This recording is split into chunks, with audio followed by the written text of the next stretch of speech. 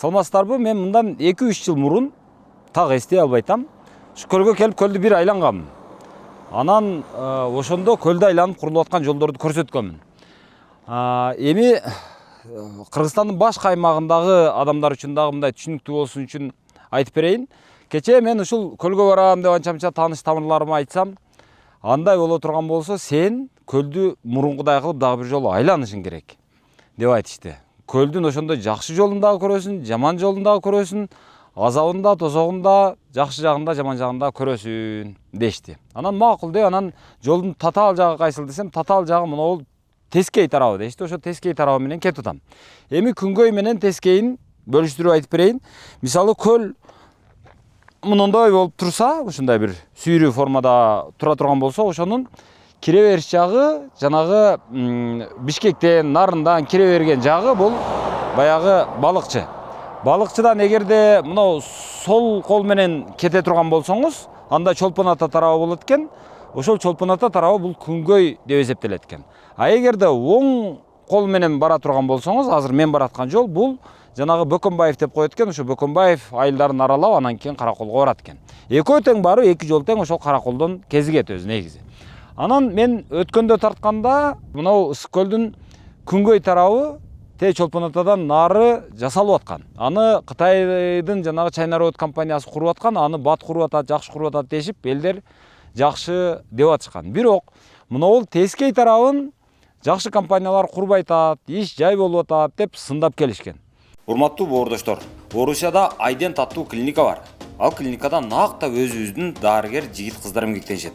Ошондуктан Айдент клиникасына эч кооптонбой кайрыла берсеңиздер болот. Бардык 12 мүчөңүздүн саламаттыгын камсыздоо үчүн бул клиника жалаң жаңы жабдууларды жана адистердин эң мыктыларын топтогон. Клиника апта бою таңкы 9-дан кечки 9-га чейин эс албай иштейт.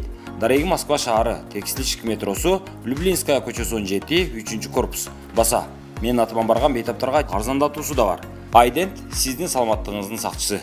Эми мен ошол баягы жай болуп атат иш жок, начар деп аткан тарабы менен азыр баратам. Бул ошол Бөкөнбаев багыты боюнча бараткан жол. Жолдон азыр мен болжол менен бир 50 чакырымдай жүрдүм окшойт, балыкчыдан бери карай. Караколду карай. Ошондо кээ бир жерлери мындай болуп, баягы жол чийимдери дагы чийилиптир. Биринчи катмары дагы, экинчи катмары дагы салыныптыр. Жолдун эни бир багытка 2 тилке, экинчи багытка 2 тилке болуп, ортосунан жанагы тетигиндей тосмолор, түркүктөр коюлуп, ага баягы тосмолор коюлуп, анан кээ бир кооптуу жайларына монтип жолдун эки четине дагы тосмолору коюлуптур.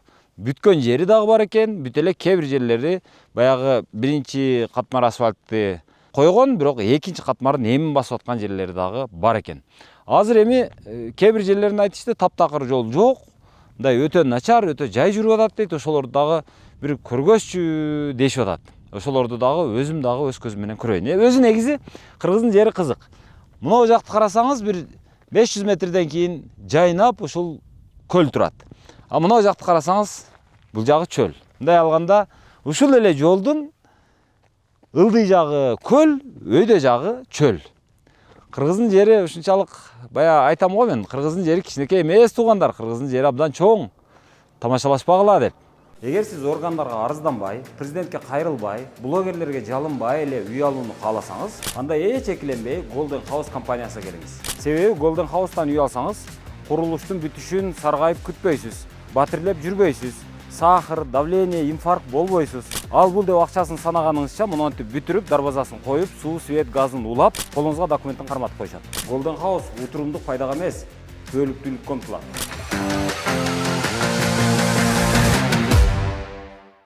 Көл менен чөлдү бөлүп турган жолду аралап азыр баратабыз.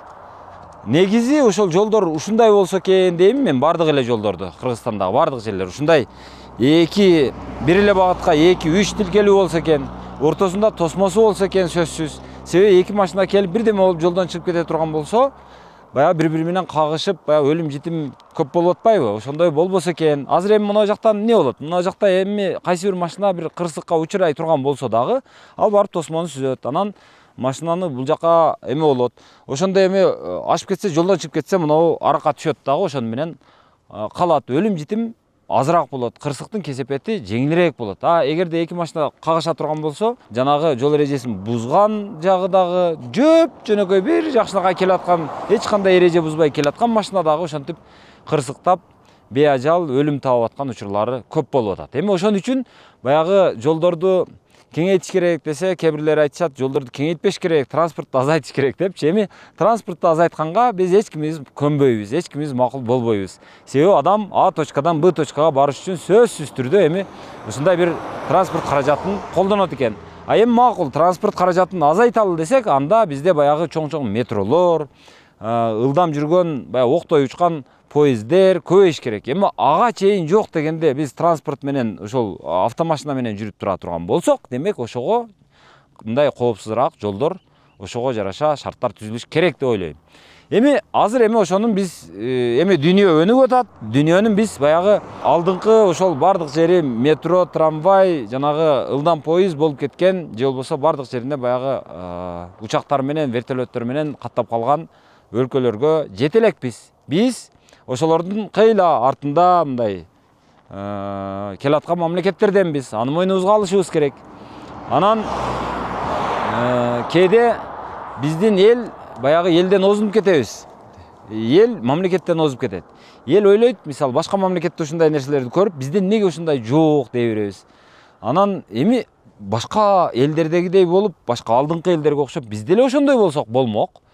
Аны бардыгыбыз каалайбыз, бирок ошол эле учурда бизден дагы артта калган мамлекеттер бар да, эми ошол жагын дагы караганга туура келет. Анан өзү чамабыз азыраак болсо, деңизге жолубуз жок болсо, жанагы поезд жол дегендерибиз чектелүү болсо, аэропортторубуз чакан болсо, самолетторубуз жок болсо, кара тизмеден кече 20 жыл жатып эми чыксак, анан кантип эле биз байып эле ушул өзүбүзчө өнүгүп кетели. Андай болбойт экен да. Кошуналарыбыз деле бизден алыс эмес өтө. Эми бир кошунабыз нефтиге бай экен. Казакстан мисалы. Бир кошунабыз Кытай, бул адамга бай экен. Адам көп болсо дагы баягы кыймыл көп болуп, анан байлык өзүнөн өзү келип калат окшойт. Бирок ошондо дагы бир туура реформалар болсо. Эми Кытайлар ошонун туура жолун таап кетишти, жакшы. Анан Өзбекстанда дагы билинбеген менен эли ишкердикке, мээнетке жакшы эме болгон. Бышкан эл. Андан сырткары элинин саны дагы көп. Ал жагы бар. Андан сырткары берки тажик туугандар эми биз менен мындай окшош эле абалдагы дейм эми. Өтө алыс эмеспиз биз бири-бирибизден. Түркмөндөрдүн болсо, алардын жанагы нефтиси көп экен, газы көп экен дегендей. Ошону менен тирилик кылып атышат. Бизде эми ал жок экен. Бир жагынан жоктугуна Кудайга шүгүр деш керек. Себеби биз көрүп атабыз кээде, ошол нефтиси бар, газы бар өлкөлөр ошол нефтиге, газга отуруп алып, элдери жалкоодо болуп калат экен, noloк болуп калат экен, чолок болуп калат экен. Андан көрө ошол акыл эмгеги менен изденип, бир аз кыйналып, анан кийин тирилик кылган өлкөлөр балким жанагы кени жок болсо дагы, нефтиси, газы жок болсо дагы, алтыны жок болсо дагы, алар өнүгүп кеткен, башкалардан озуп кеткен жагы дагы бар. Ошон үчүн мен кээде ойлойм, ошол бизди элди жалкоолукка көндүрө турган ошол нефтинин балким Кыргызга берилбей эле калганы бул Кудай бизди сүйгөнүнөн кылган окшойт. Эмгек кылгыла, эмгек силерди жанагы ачка калтырбайт дегендей сигналыбы, ал Кудай билет аны. Ошол эми биз өзүбүз эле эмгекти кыла берсек, акчаны алып келе берсек өлкөгө, анан акчабыз ушинтип ичибизде айлана турган болсо, балким ушундай жолдорубуз курулуп жакшы болуп калар. Эми мен каалаганым эле ушундай жолдор бүт аймактарда болсо экен дейм. Бүтүндөй Кыргызстанда, мисалы азыр мен айтып келатам, Ош-Бишкек жолунда, мисалы азыр Ош-Бишкек жолу эски жол дагы, азыр альтернативалык жол дагы болгону наркы тарапка бир тилке, берки тарапка бир тилке болуп салынды. Анан ага машина көп учурда батпай калып атат. Озуп өтөйүн десең, алгон алайын десең, шарт жок. Ортодо тосмо коюлган эмес. Кырсыкка өтө мүмкүнчүлүк, тобокелчилик өтө көп. Алго эми курулуптур. Азыр эми мынау ушул Ысык көлдүн күнгөйү, тескейи ушундай болуп курулуп атат. Эми каалаганым эле ушундай жолдор, мисалы мынау Нарынга бараткан жол, Таласка бараткан жол, Жалал Абадка бараткан жол, Ошко, андан ары Баткенге бараткан жолдор жок дегенде ошондой чоң артериялык жолдорубуз ушундай 4-6 тилкелүү болсо, ортосунда тосмосу болсо, карама-каршы тилкени бөлүп турган деп тилейм. Ошону каалайм. Бирок эми азырынча андай эмес. бирок азыр эми ушул көлдөн башталыптыр. Бул ушунусуна дагы шүгүр, эми ушуну көрөлү. Азыр кайсы жерге чейин жол кандай экен, ошону көргөзүп барайын туугандар. Кеттик. Так, азыр биз балыкчыдан ушул Бөкөнбаев аркылуу, то есть Ысык көлдүн Тескей бети аркылуу ушу Каракол тарапка багытты алып кетип атканыбызга 1 сааттай болуп калды, 1 саатка жакындап калды. Ошол аралыкта биз 54 чакырым жол жүрүппүз. Ошо 54-чү чакырымына келгенде мынантип жол али эми мындай основаниясы эми башталып аткан жерлери бар экен.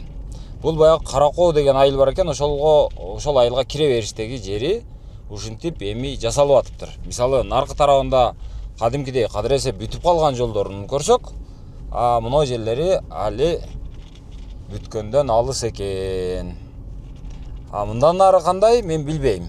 Азыр эми Кудай буйрса мына жерден бир тамак ичпесек дагы, бир жерден жумуртка курутуп болсо дагы жеп алсак, андан нары жолду уласак, сонун болот эле. Ушинтип баратабыз эми. Мына жакта жылкычылар жылкыларды тосуп атат, байлап атат. Мына жакта атайын техникалар мынантип көпүрөлөрдүн тегеректерин эки тарабын трамбовка кылып атат, алып атат, кыскасы иштеп атышат экен.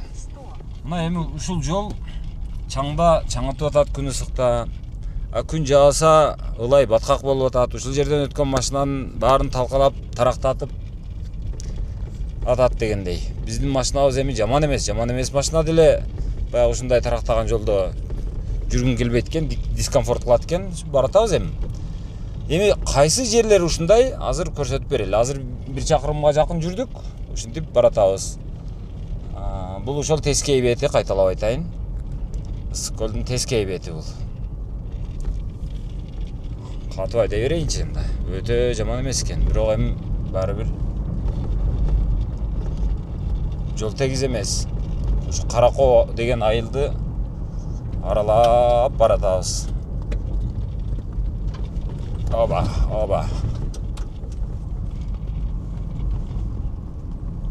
Бул жактагылар илгери үйлөрүн мынантип дубал менен тосконду билчү эмес эле. Булар дагы азыр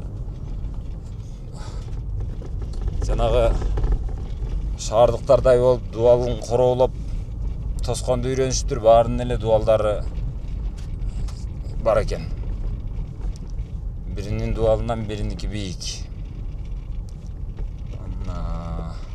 Мына жерде Респоинт деген мына баягы туризм биздеги туризм департаменти экен, туризм агенттиги экен, ушинтип Респоинт деп моуларды ачкан. Бардык жерде окшош. Олчогон акчаларды короткон. Көрсө, ошол олчогон акчалардын бир бөлүгү ушул айылга келип түшүптүр. Ушуну куруптур, бирок иштебей турат. 20 иштөө тартиби дейт, мына 27-ге 24-кө 7 деп жазып коюштур да уялбай. Бул эми баягы туристтер келсе, ушул жерде машиналарын токтотуп, ушул жерде эс алып, бир аз мындай даараткана, аяк-баяк дегендей, кичине тамактанып дегендей кете турган жай.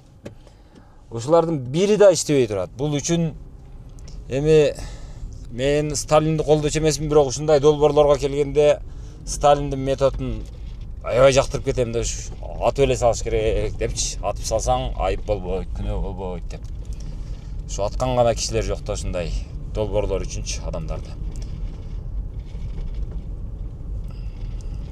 Жөнөкөй бир чиновник ушуну кылган болсо, эми бечара чиновник эч нерсени көргөн эмес да, эч ким менен кеңешпей, өзүм билем менен ушундай кылды да дейсин.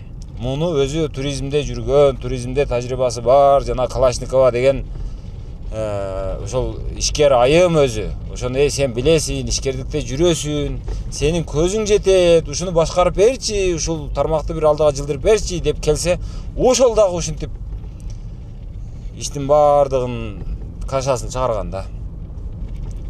Акча кетти, ал киши бир аз отурду, чыкты, канча кусту билбейбиз, ушундай. Эми мына сөз арасында айтылып кетип атат эми. Азыр жол жөнүндө айтып кетип атканда эми ошол сөздүн дагы орду бар мындай алганда. Так, азыр мына жакта эми бул жагы азыр ушул основаниясы жакшы бүтө элек экен. Наркы жагын асфальтка даярдап тегиздеп коюптур. Бул жагы али башталды эле. Быйыл күзгө чейин бүтүп калабы экен. Азыр июнь, июль, август, сентябрь, октябрды кошпой эле коелу. 4 ай убакыт бар эми. Ошол 4 айдын ичинде булар үлгүрөр бекен эми жок дегенде. Так, бул айылдан чыктык. Чыккандан кийин асфальт басылыптыр мына. Асфальттын бул 2 кабат эмес, 1 кабаты басылган окшойт. Мына жол теп-тегиз экен, бирок баягы жол чийимдери жок экен. Демек 2-чи кабаты басыла элек. Ошол бул жер каерге чейин барат билбейм. Ушундай үзүк-үзүк окшойт. Кээ бир участоктор бүткөн, кээ бир участоктор бүт элек, эми башталган, кээ бир участоктор бир жанагы бир катмары бүттү, кээ бир участоктордун кадимкидей бүтүп, жанагы жолдун разметкаларынан бери, жол белгилеринен бери чийилип калыптыр. Ушул Ысык көлдү айланып курулуп аткан жолду мен мындан 2 жыл мурун, туура 2 жыл мурун, 24-жылы июлда тартып кеткен экен. Ошондо адамдар, бул жол бүтпөй эле жатат деп ошондо ызылдашкан. Андан бери дагы 2 жыл өтүптүр, дагы деле бүтө элек экен. Азыр ушул жактан Ысык көл аркылуу, ушул айрыкча Тескей бети аркылуу каттаган адамдардын ачуусун, алардын нааразычылыгын мен түшүнүп баштадым азыр. Азыр Кызыл Туу деген айылдан чыктык, ошодон бери ушул мынау Кескенбел деген ашуу бар экен, ошол Кескенбел деген ашууга чейин асфальт жок экен. Тарактап келдик. Бүгүнгө күн салкын, кечээ жаан жааган, азыр дагы себелеп турат.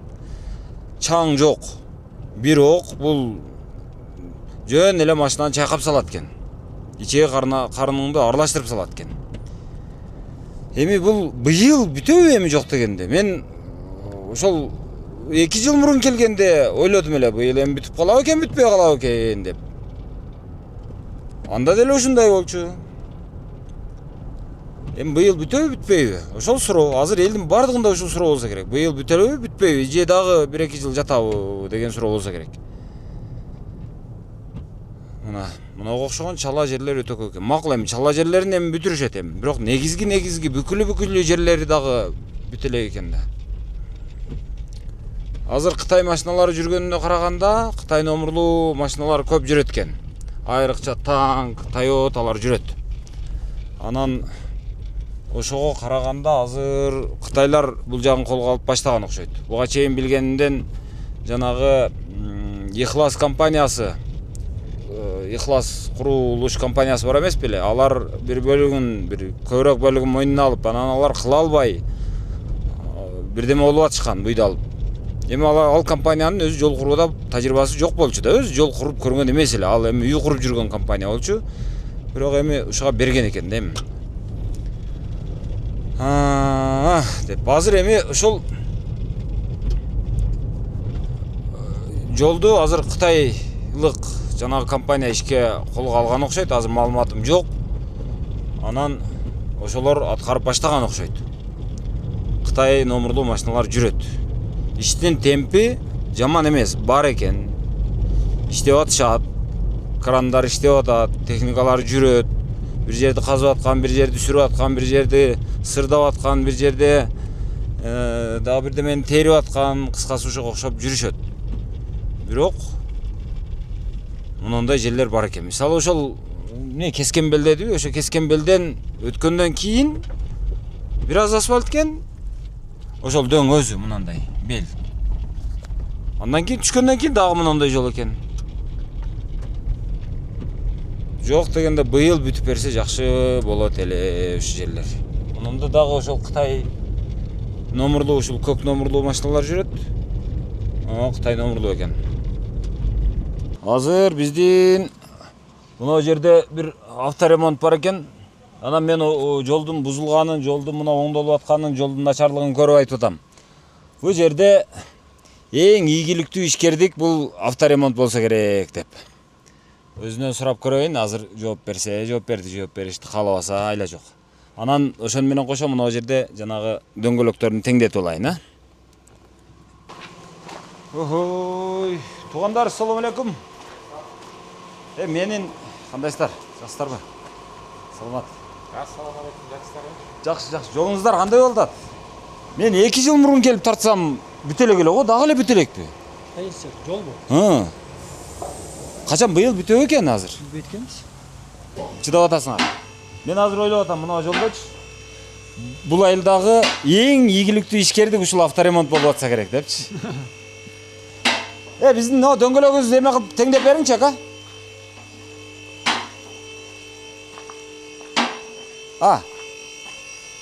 Биздин дөңгөлөк теңдеп бересиздерби?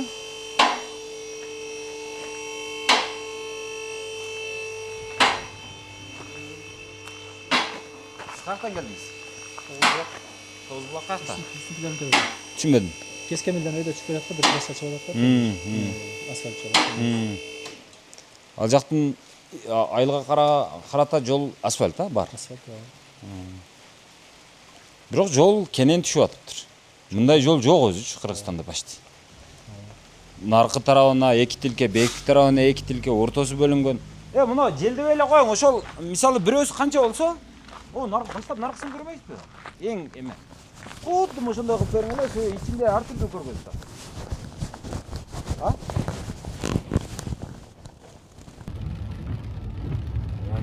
Бирок жаганга карабайм мынтип. Өзү таң калам мен. Кээде ушул кылыныш керек болгон иш кылынбай калат өз учурунда. Анан кийин кереги жок болсо деле кылынып калат. Азыр мисалы жамгыр жаап атат, берки суу чачып жүрөт. Булар апендиби дегим келет да. Ошол акчасын үнөмдөп эле азыр мынандай ылайгерчиликте дагы кошумча ылай кылбай эле туруп турса, анан күн ысык маалда кайра саат сайын анан жүрүп турса, кандай болот эле? Жаан жаап атса, булар суу чачып атышат. Кыскасы азыр биз ошол айтылуу Бөкөнбаев деп айтып калышат. Ушул түптөгү Бөкөнбаев айылы чоң айыл окшойт, атактуу айыл окшойт. Баары эле Бөкөнбаев тараптансыңбы, Бөкөнбаев тарап менен өтөсүңбү, Бөкөнбаевка барасыңбы деп сүйлөшөт. Кыскасы Бөкөнбаев менен өтүп атыпмын. Бөкөнбаев деген жер ушул экен. Бөкөнбаевдин негизги белгиси борбору ушул жашыл петролиум деген май куючу жай окшойт. Кыскасы ушул Бөкөнбаевка келдик азыр. Бөкөнбаевда ашкана бар экен. Тиги ашкана бар экен. Боз салкын деген ашкана. Бөкөнбаевда тиги боз салкын деген ашкана бар экен. Ошол ашканадан азыр тамактандык. Оюбуздун, дартыбыздын баардыгы ашкана болуп, анан жанагы эме жөнүндө ал тууралуу айтайын дегенди унутуп калыппыз. Кыскасы аш бар экен, лагман бар экен, дапанжи бар экен, уйгур ашканасы экен, кыргыздар иштетишет экен. Биз үйрөнүп алганбыз дейт. Аш жедик. Ушундай чыктык. Анан эми Бөкөнбаевка чейин азыр жол өтө начар болчу. Азыр мындан бул жагы азыр жок дегенде мына бир тарабы оңдолуп баштаптыр. Азыр бир экөө менен сүйлөшсөм, быйыл жол бүтөт бекен десем, бүтөт деп атат дейт. Бүтөт дегенге үмүт артып турушат экен адамдар. Бирок тиги наркы жакта Бөкөнбаевка чейинки бир айылды көрдүм. Ал айылда кандай десем, ал айылда чоң көпүрө бар экен. Бийик. Ошол көпүрө али башталып эле экен, бузула да эле экен. Ошо жагынан алганда ал көпүрө бузулуп, анын ордуна жаңы көпүрө түшүп, ал өтө бийик экен. Узундугу дагы узундай. Анан ошолордун бүтүшү быйыл бүтүшүнө ишенбейм кыскасы. Мына жолдор бүтүп калса дагы жок дегенде ошондой чоң көпүрө ошого окшогондор калып турабы. Кыскасы эми көрө жатарбыз. Жолду улай берели. Азыр эмеге жеткиче азыр бизде саат 6 болду. Саат 6 болгондо эми түштөндүк. Эми 6-дан нары Караколго жеткиче 10 болот окшойт. Ошол 8 болобу, 9 болобу кыскасы баратабыз.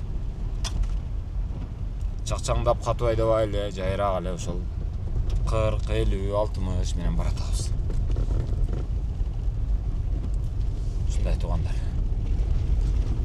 Жолдун көп бөлүгү бүтө элек окшойт. Бөкөнбаевден түпкө карай жүргөндө, Бөкөнбаев айылынан өткөндөн кийин 2 тилкелүү тегиз жол бар экен. Бул мурда салынган жол окшойт. Бирок өтө узакта эмес, жакында эле салынып бүткөн жол окшойт.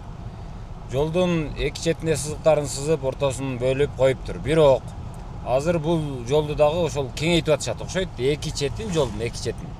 дагы кеңейтип дагы казып атышыптыр. Демек бул жерде жанагындай таптап анан бекемдеп алгандан кийин бул жагына дагы бирден тилке кошулат окшойт. Ошондо те баштан бери келаткандай эле бул ушул Бөкөнбаевден нары түпкө чейин ошол 2 эмес 4 тилкелүү болуп жол уланат окшойт. Жана Бөкөнбаевден чыккандан кийин бул жагы 2 тилкелүү эле болуп кетет окшойт да деп ойлодум эле, андай эмес экен. Мына жагы дагы казылып атыптыр, наркы тарабы дагы казылып атыптыр, столбалар жылдырылып атыптыр, жаңы столбалар коюлуп атыптыр. Демек жол кеңейет бул жагында дагы.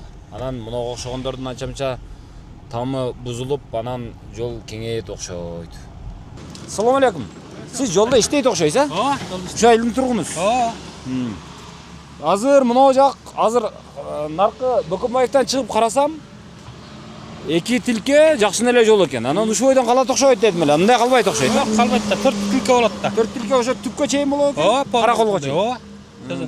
Быйыл бүтөбү экен? Бүтөт буюрса, бүтүп калпай уже, бүтөт аз эле калды. Мына саббейзге чыкты эми, бейз басат, андан кийин бу асфальт алып салып туруп эле асфальт басат. Муну да алабы экен. Муну да алып салат эски асфальт. Бул өзү качан болду эле мына жол? Бир 10 жылдай болуп калды го. Анда жакшы салынган экен да, 10 жылдан бери ушундай турса, Жакшы эле салынган.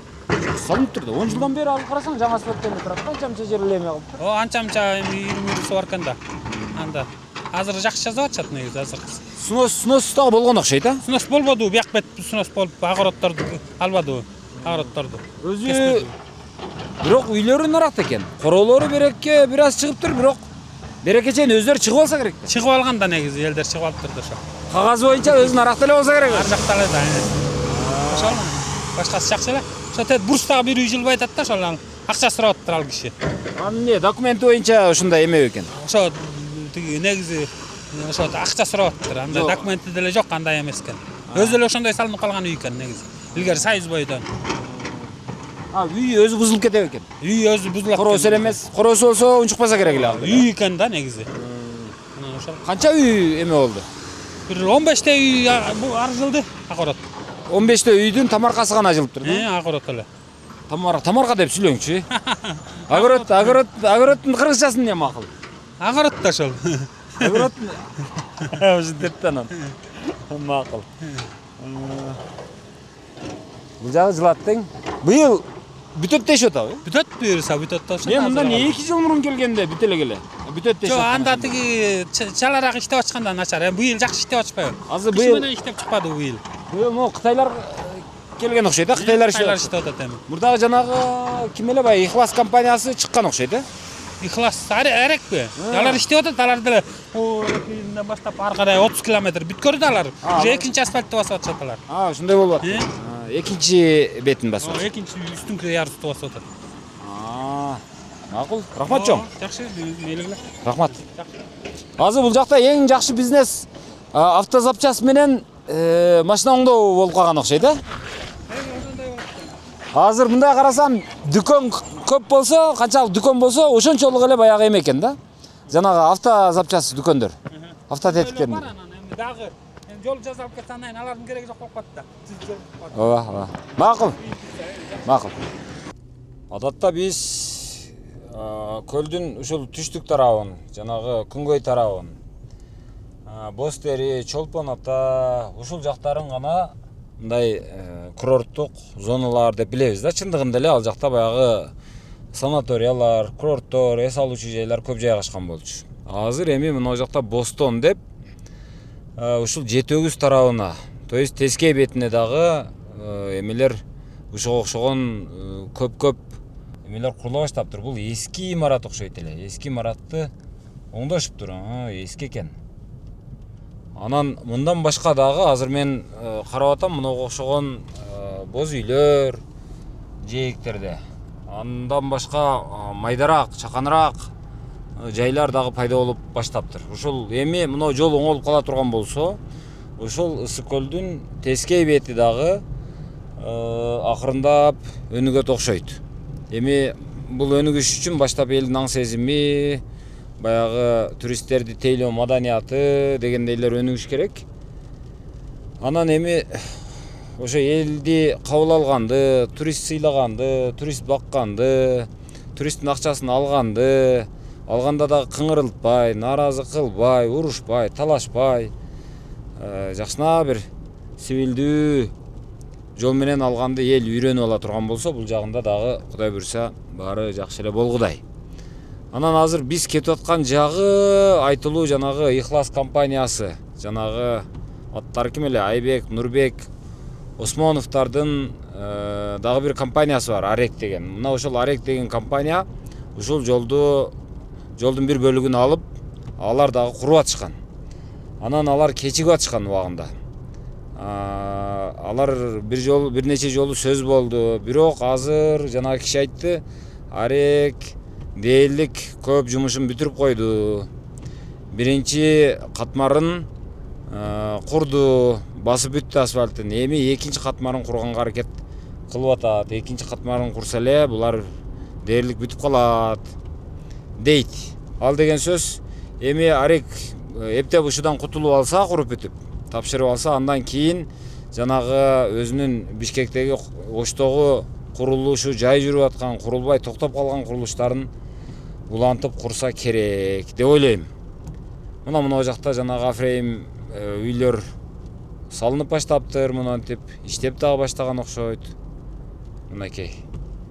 Ушинтип жети-өгүз тарабы дагы бара-бара өнүгө тургандай болуп калыптыр. Жол бүтсө, жол кеңейсе, адамдар дагы бул жак менен каттай баштаса Караколго, анан бул тарабына дагы балким өтөт. Бул жагына эми баягы жээги бир аз таштуураак, кум азыраак деп айтылат, бирок эми мен жанагы Грузиянын Батуми шаарын көрүп келдим. Ошол Батумиде кумдун кыысы да жок экен.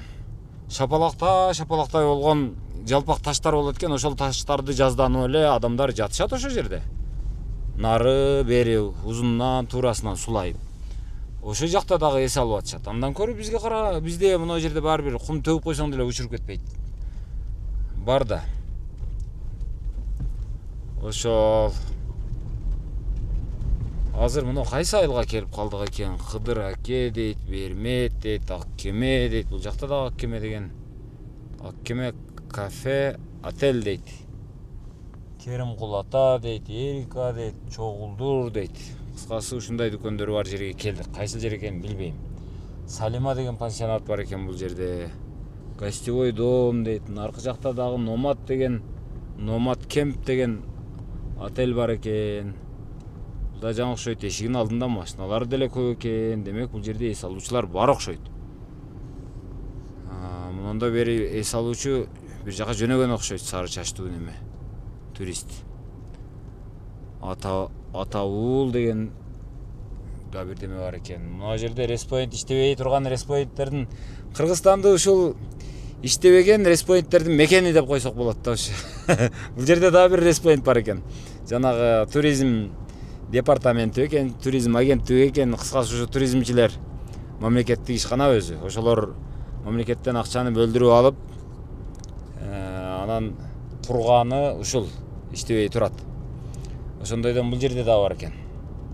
Кыскасы баратабыз. Эми Караколго жетсек, анан Караколдо түнөп алып, эртең дагы саякатыбызды улантабыз. Ушундай туугандар. Жети-өгүздөбүз азыр. Достор, азыр мен мынау Ысык-көлдүн түштүк тарабында ошол жанагы Бөкөнбаев жагы менен кетип атам. Азыр Кажысай тарабында, Кажысайга жакындап калдым. Эми ушул Кажысайга жакындап келгенде жолдун оң тарабын карасаңыз, мындай чоң бир не деп койсо болот, эми муну пано деп коелу, пано турат. Анан аркы жакта Саякбайдын эстелиги турат. Эгерде сол жак тарабын карай турган болсоңуз, то есть көл тарабын, көлдүн жээк тарабын карасаңыз, мындай дуалдарга ар түрдүү оймолор түшүрүлгөн ушундай бир коргон турат. Чоң коргон. Коргондун ичинде, коргондун чек арасында катар боз үйлөр турат. Анан бул мен ушуга чейин ушуну бул эмне экен деп мен көргөн дагы эмес экенмин, себеби түн өткөнмүн. Анан көңүл да бурган эмес экен. Буга чейин интернеттен жанагы анча-мынча баягы рух ордо, аалам ордо дегендерди укчу элем. Көрсө маани берчү эмес экен. Көрсө бул жанагы Кыргызстанда бир стандарттуу эмес бир кыргыздын түшүнүгүндө кыргыздын стандарты менен карасаң абдан бир ординардуу эмес бир кыргыздын мындай акыл эсине таптакыр туура келбеген кыргыз стандартынан таптакыр тышта жаралып калган Ташкул Керексизов болгон экен. Акаевдин досу, Акаевдин замандашы, Акаевдин ошол кезинде аны менен жанагы бир нече мекемелерди башкарган, Таласта губернатор болгон, анан Матрезервди башкарган, Матрезерв болуш керек же Матрезерв экен, кыскасы ошол жанагы материалдык байлыкка байланышкан мекемелердин бирөөнү башкарган, президенттик аппаратынын жанагы иш башкармалыгын башкарган деген сыяктуу иштерди аткарган киши экен. Анан ал киши жөнүндө ал кишинин өзү кайтыш болгонуна аз эле болду. 2021-жылы кайтыш болуптур, ошондо мындан 5 жыл мурун. Анан аны мен угуп эле жүрчүмүн. Ошондой бир стандарттуу эмес ой жүгүрткөн таптакыр бир башкача кыргыз экенин билчүмүн. Анан бирок анын масштабы ушунчалык экенин билчү эмес экен. Көрсө мисалы бизде мындай да кыргыздардын кыргыз байыса катын алат деген сөз бар го. Эми кыргыздардын мындай жалпы бир стандарттарыбыз бар да. Бизде жанагы кыргыздар мисалы байып чиновниктер 4төн катын алып деген сыяктуу ойлонушат го. Бул такыр андай эмес экен. Такыр андан башка экен. Анан же болбосо мен депутат болом деп чыгат. Бул андай дагы эмес экен. Же болбосо таптакыр эле дүйнөнүн артынан түшүп ошол дүйнө үчүн дүйнөгө баш оту менен киришип кетет. Бул андай дагы эмес экен. Кыскасы муну дүйнө параз десең дүйнө параз эмес, катынпоз десең катынпоз эмес, же бир кызматка аябай жан дилин берген ошол бир кызматты жакшы көргөн жана мансапкор десең мансапкор дагы эмес экен. Анан эми негизи кыргыздардын мындай стандарттуу эмеси ушул болот да, же катынпоз болот, же мансапкор болот, же жанагы акчапуруш болот да, эми байлыктын артынан түшкөн. Бул андай дагы эмес экен. Анан эми бул киши бир таптакыр фантазиясы чексиз. Анан сүйлөгөндө эле космостон, ааламдан сүйлөгөн. Анан мына ысык көлдү дүйнөнүн бул көзү деп эсептеген, дүйнөнүн кареги деп эсептеген бир киши экен. Анан ушул киши мына ошол ысык көлдүн аркы түндүк тарабында рух ордону куруп, мына түштүк тарабында мына аалам ордону куруптур. Эми берки рух ордосун адамдар бир аз түшүндү. Анан ал кыргыз реалдуулугуна жакын, мындай кабыл алууга жакыныраак болду. Ошон үчүн ал азырга чейин менимче иштеп атат. Бирок мынау аалам ордосу таптакыр түшүнүксүз болуп калды окшойт. Анан себеби бул мындай өтө бир кызыктай проект экен. Мен окуп көрдүм азыр, өзүм окуп алып өзүм таң калдым. Тетиги боз үйлөр турат го, ошол боз үйлөрдү мынтип куруптур. Бул кишинин дагы бир таң каларлык жери мындай экен да. Мына ушул аалам ордонун ичине 365 боз үй куруптур. 365 дегени бул символикалуу түрдө 365 күнгө кандай десем, ошого айкалыштырыптыр. Анан ошол 365 боз үйдүн ичинде ар биринде 365 бала жашаш керек экен. Ал балдар үчүн ал балдарды да окутканга адам керек да, мындай окутканга эмес, алар менен мындай баарлашканга адам керек экен. Ал адамдар мындай илимпоздор, устаттар болуш керек экен. Алардан 36сын кура турган болуптур.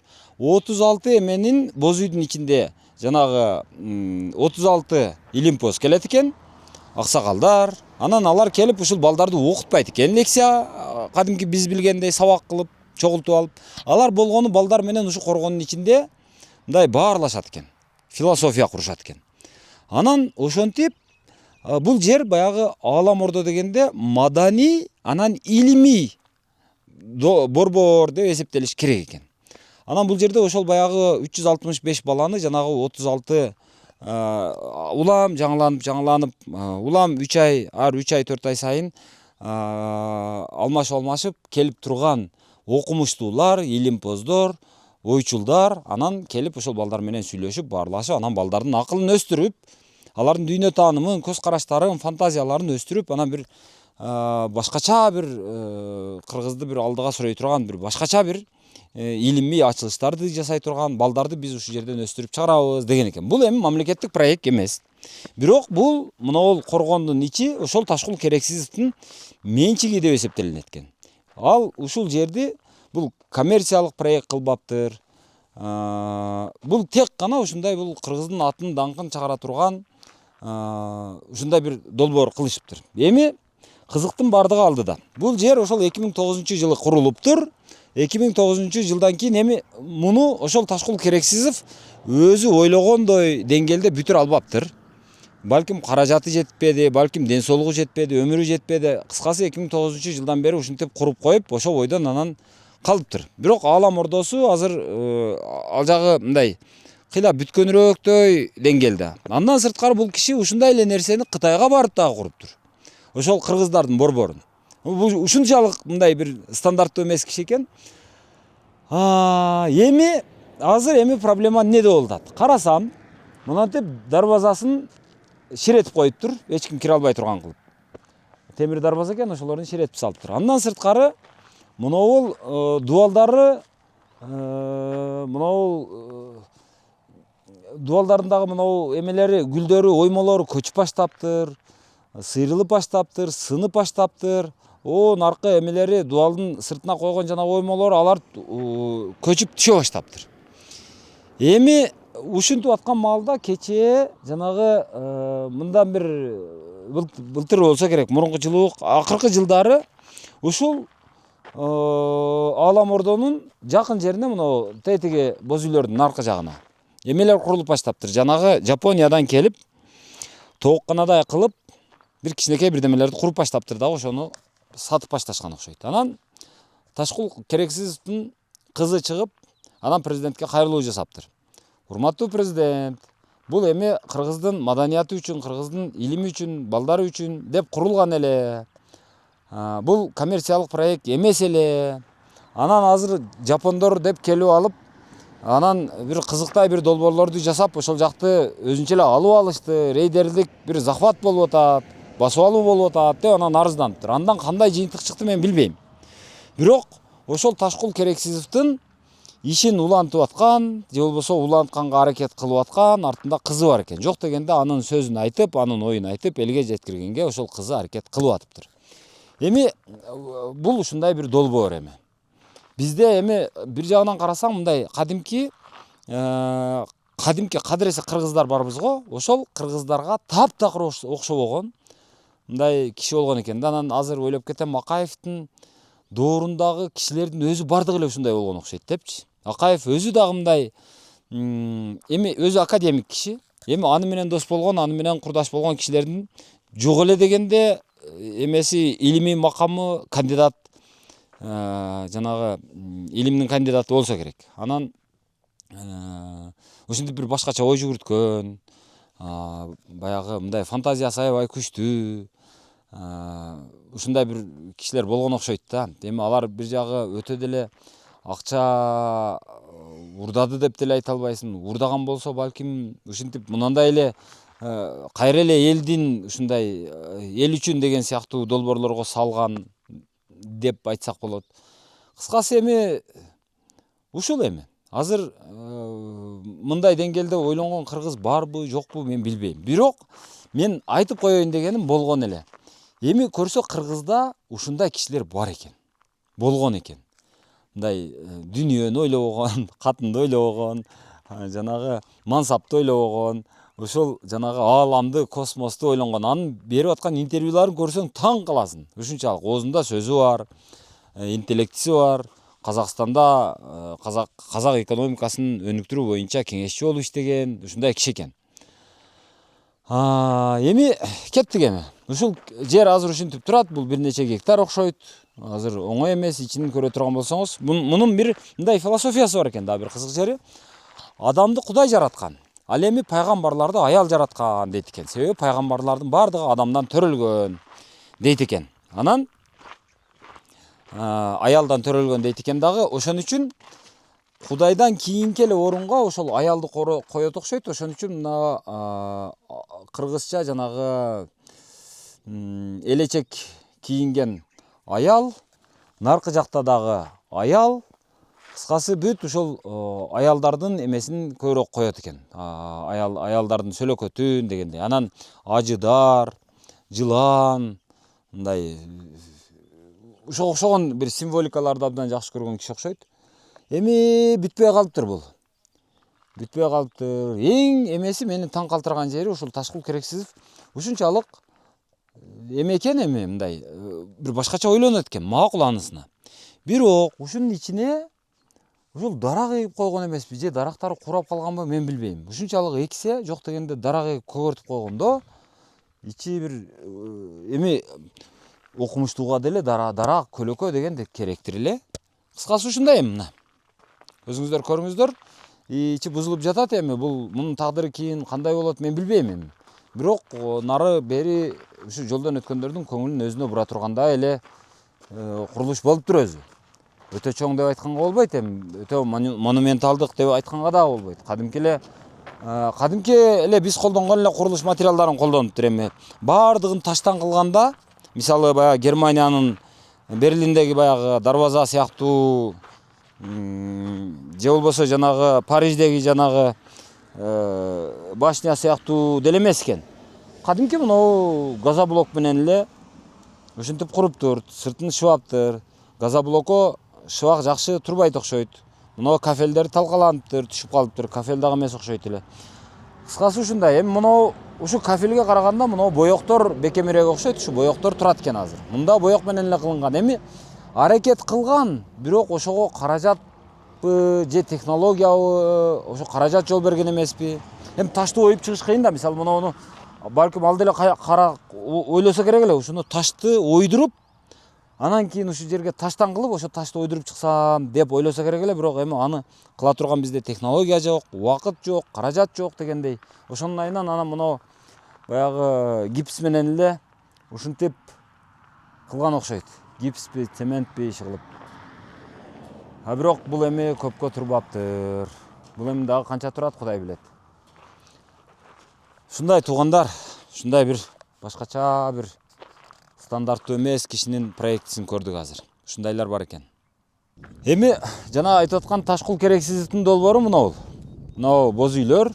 Боз үйлөрдүн дубалдарынын ортосундагы дубалдарда ошол кыздардын бая 5 таш ойноп отурганы, куш салып аткан кыргыз, ат чаап бараткан кыргыз, кымыз жанагы бышып аткан кыргыз, жанагы ошондой. Мына жакта азыркы эмелер. Не десек болот эми, афрейм деп коебузбу. Кыскасы мына жапониялыктар куруп атат дейт. Эми жапониялыктар куруп атат, ким куруп атат билбейм. Кыскасы ушулар курулуп сатылат экен. Же ижарага берилеби ишкыл ушундай. Анан жанагы эменин Ташкул Керексизовдун кызы ушул жерди видео менен тартып, анан мынаны айтып атат. Бул эмне деген депчи. Эми бир жагынан карасаң, туура, бул эми илимий, маданий борбор. Бирок ал иштей турган артында механизмин эч ким түшүнбөй атат азыр.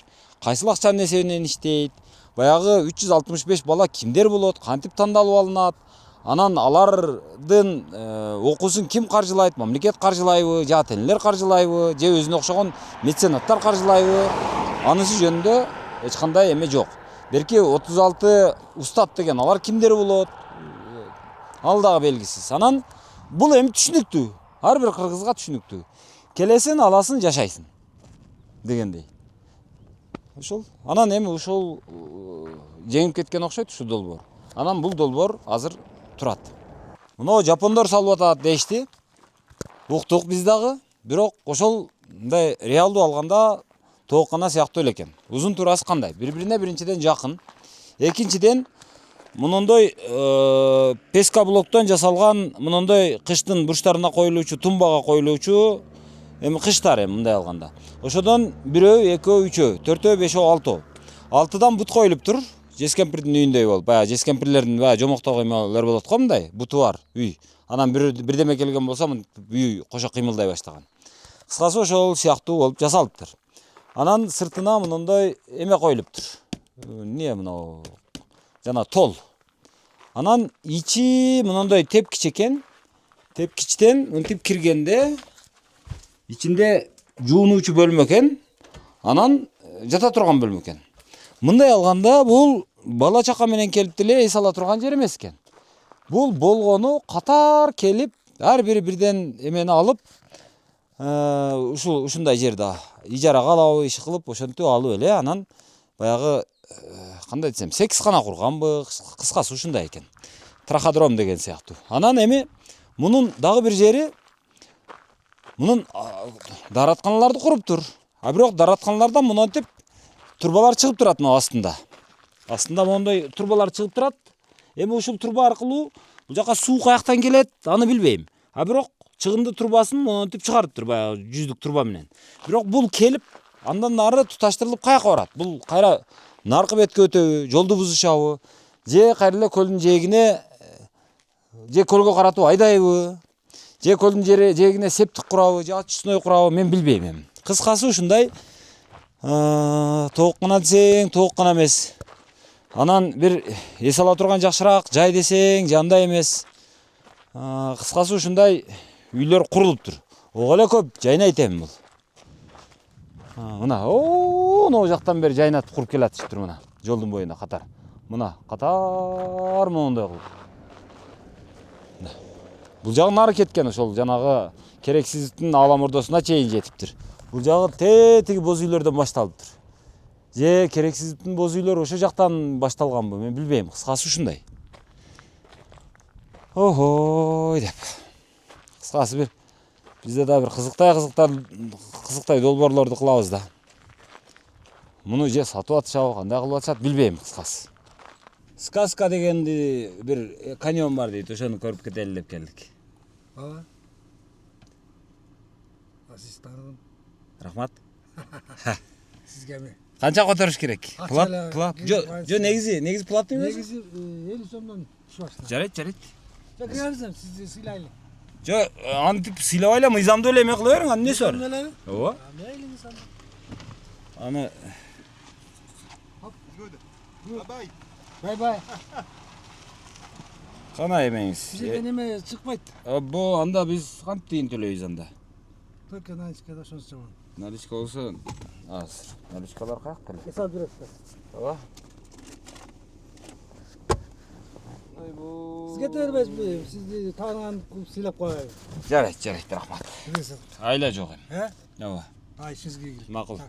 Мен өзү наличкага кармабай калганыма канча бир 4-5 жыл болуп калды. Мен буну деле айлык жаңы эле алды быйыл. Анан эми иш болуп калса жазайбыз деп атат. Эмнесин Яз жасайт? койдуруп.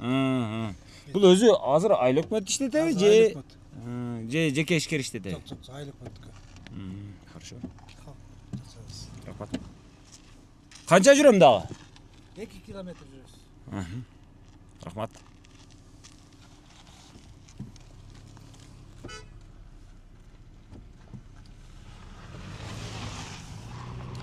Азыр мына жака ошол Жыргалаңда Сказка деген бир парк бар экен. Ал каньон экен. Барсаң, көрсөң Марска түшүп калгандай болосуң дейт. Туристтер абдан көп келет дейшет. Анан ошол жерди мен дагы бир көрүп кетейинчи деп атайын бурулдум азыр. Анан сыртта жазуу жок экен. Бир катар ылдыйга өтүп кеттим. Анан тээ тоого чыгып келдим. Ал жакта жок. Анан кайтып нары өтүп кеттим. Анан кайтып ошол аябай издеп атып, анан кийин ушул бурулушту таап бурулдум. Себеби ушул жерде деген бул ушул каньон, мисалы Сказка каньон деген сыяктуу бир да жазуу жок.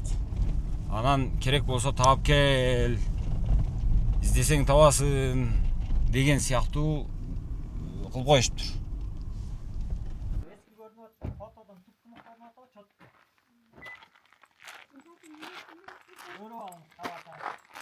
Assalamualaikum. Кандайсыздар? Жомок каньону деген ушулбу? Ошол. Тура келдиңиз. Кыды кайсыл жерин көрөт эми бул жерден? Эмнени көрөбүз? Жөбө. Жомок каньонуна келдик. Мынандай бир бастырма бар экен. Анан мына жакта ушундай эки боз үй бар экен. Бул жакта мындай дагы бир бастырмага окшогон нерсе бар экен. Не экенин түшүнбөдүм. Бул жагын тосуп коюптур. Анан бул жагында не бар эми? Кыскасы бир кызыктай жер экен. Туугандар, Жомок каньону деген мына ушул экен.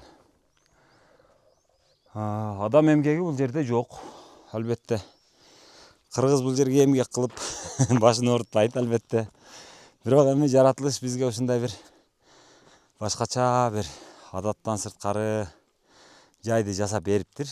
Эми ошону ушул жерден биз акча жасап атабыз. Эми ушул жерди ушул жерге да эл келет экен, демек мында сатсак болот экен. Жөн эле келип булгап кеткенден көрө акча берип кетсин деп сыртка жанагы блокпосту коюптур, шлагбаумду коюптур. Бир аксакал киши ошол жерде 50 сомдон алат экен. Бизден алган жок. Сен таныйбыз эми, макул эми конок экенсиң деп ушентти. Анысы нааразычылык. Анан эми анын үстүнө бизде акча дагы жок эле, жанагы нак акча. Менин акчаларым жана бардыгы жанагындай. М-банк, Демирбанк дегендерде да. Анан тиги жакта туристтер келип, өздөрүнүн жана чатырын тигип ошол жакта конушуптур. Анан мына жактан ары бассаң болот, бери бассаң болот деген сыяктуу жанагы жолдун багыттарын көргөзгөн да нерселер бар экен. Бул жердин бул жер мындан улам жаралган. Жердин тектоникалык кыртышынын бир нерсеси ушундай болуп вулкан атылгандан кийин ушундай болуп жаралып калган. Бул жерде ушундай минералдар бар, мынандай жаныбарлар бар.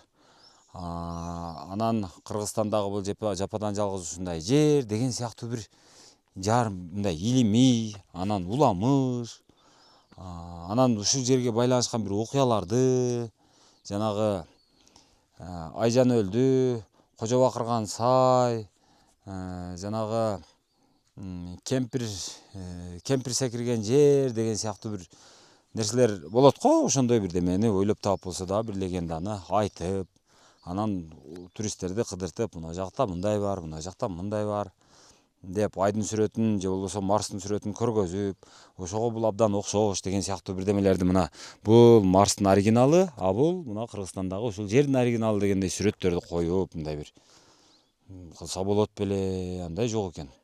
Бул жерге келет экенсиң, мына тал бар экен. Ушул талда эми наркы жака бир жанагы бутаны коюптур, бул жака бир бутаны коюптур. Анан тир атат экенсиң. Нар жакта же бер жакта эки боз үй бар экен. Жатса дагы болот окшойт. Азыр сурайбыз эми. Ошондой нерселер жок. Бул жерде кандай чөптөр бар? Ал чөптөр эмнеге дары? Эмнеге жакшы, эмнеге жаман? Андай да жок. Бирок дүкөн уюштуруп койгонго биздикилердин акылы жетиптир. Мына жерде жанагы сувенир, кийим, улуттук ушундай бирдемелерди эме кыла турган бир кийимдерди сатышат окшойт. Ушинтип сүрөткө түшсө болот экен. Канча сом экен ушул? 300 сомдон. 300 сомдон сизди кийинтип. Кандайсыз, жакшысызбы? Жакшыбы. Кандайсыздар? Жакшысызбы? Келе чабал биз ортого алыпсыз. Ортого болбой калат го деп фонду бузат экенби? Фонду бузат бөгөн. Менмин деп койбойсузбу? Келе. Тартып атасыңар? Мерсен ортого тура албайсыңбы? Кел. Ого, мен жаныма тур. Азамат. Мен карайм. Соңга жигит бол. Ар бир кийим 300 сомдонбу? Ар бир кийим 300 сомдон. Сиз кандай бул арендага алып иштетесизби, кандай? Тарттыңар? Канча төлөйсүз? Жардам беришти. Төлөрүн билбейм мен, байкеме жардам беришти. Жакшы экенсиз үй бүлө менен. Келиң, Рахмат. да кийинтип коюп кичине. Жок, мен азыр кийингенге убакыт азыраак. Эми эл жүзүнө кичине чыгып жүрөсүз да эми бир. Чыгып жүрсөм деле. Каласаңыз мындайлар кийинтип коеюн. Жок. Ушул жерден кийинтип мындан акча аласыз. Мындан акча алабыз. Анан сувенир сатасыз. Сувенир сатабыз. Мунаны өзүңүз уюштурдуңуз. Муну уюштурулган ошо байкелерибиз уюштуруп тартып кетти. Жазагышкан. Жакшы. Акырын ушакта эмгектенип наныбыз таап жеп атабыз. Жакшы. Алла таала. Айлык өкмөткө канча төлөйсүң? Эми ал жагын мен так айтканга дагы укугум жок, билбейм да антке маалыматым жок. Мен байкеме бул жакка жардам берип иштейм мен. Анан ал жагын канча эмне мен немем жок, тиешем жок. Жо мен айтайын дегеним, бул жердин туалеттери ошолорбу? Бул туалеттер азырынча убактылуу буюрса бул жакка суу кирип, био туалеттер коюлуп антат. Суулар тартылып, Жакшы. Буюрса. Анан кайсы убакта мен айта албайм. Буюрса. Жакшы. Муну рас ушундай кылганга жараша, бул жер эми мындай табигый жер экен да. Мындай обрезной нерселерди колдонбой. Мунанын Буюрса бул жак мындай байке. жөнөкөй бир Эми кичине неме келе атпайбы? Этно кыргыз өнүп келе атпайбы? Эми мисал буларды өзгөртүп, эми только тактайдан кылганга аракет кылып атабыз. Темир тезек обрезной кылбай, жөнөкөй эле балталанган. Байыркы үйлөр бар го, ошондой кылып, мындай эскидей көрүнүп, келген элдерге да кичине сиз айткандай булар эмес, эскирээк болуп жакшы көрүнөт да. Ошонун аракетиндебиз буюрса. Мында бир азыр бул жак каратып коюпсуздар, мунун балким наракты каратыш керек беле дегендей. Жо, бул жак ошол шамал да келет да, бул жактанчы жел уруп турат анан. Же бозүй эле тигип коюп эме кылыш керек. Бозүйгө кыргыз бозүй тигиш керек, анан чоңойтуп буюрса бул жакта да келечекте Бул жерде анан мисалы турист келет. Келгенде дагы эмне кыласыңар эми? Бул жерге эмне? Бул жерге туристтер келгенде келишет, өздөрүнүн каалоолору менен кыдырып кетишет. Жомок каньонун. Сиздер да көрсөңүз көп кооз нерсе көрөсүз. Мына бул жакта дракон жатат. Лежащий дракон деп коет. Бул жак стенд менен бир аз таанышсаңыз. Биздин жумуш ушул, мына буякты карайм. Мен жумушум ушу территорияны анча-мынча тегеректе жана тыштап кеткен немелер кечинде чыгып алып, окуркалар тазалайм. Жакшы экен. Жо, мисалы мен азыр келдим дейли. Келдим. Мен мынау сувенир албайм, кийинбейм деп коелу. Сиз баягы кийим алгандар менен алексиз. Мен бул жака өттүм. Анан нары берини көрдүм, анан кайттым. Ошол элеби? Ошол эле, чынын айтканда көбү жаратылышты көрүп, бул Жомок каньонунду отпой. Бул жактан ар бир мындай орусча айтып келгенде фантазиясын караганда жаныбарлардын ар кандай түрлүү сөлөкөттөр көрүнөт. Ошонусу менен кызык адырлар бар ичинде кооз, бул жак радужный деп коет, Юпитер, Марс деп коет. Бул Алла тааланын өзүнүн жараткан нерсеси да. Жакшы. Бирок ошого жараша мына жакта, эмне жазылган бул жакта? Бул жакта кыргызчасы, англисчеси, орусчасы жазылган. Эмнелер бар эми? Бул жакта бир аз баяндама бар, окусаңыздар. Так, Жомок каньону Ысык-көлдүн тескей жээгинде, балыкчы шаарынан 125 чакырым, ал эми Тосор айылынан 4 чакырым аралыкта чоң жолдон алыс эмес жайгашкан. Жомок каньону Кыргызстандын эң кооз жерлеринин бири.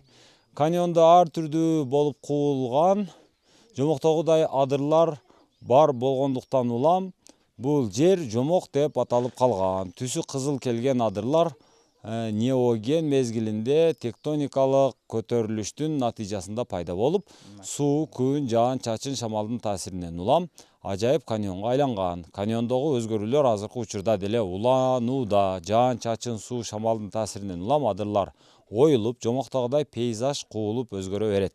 Эл оозунда сакталып калган уламышта Жомок каньонунун келип чыгышы мындай баяндалат.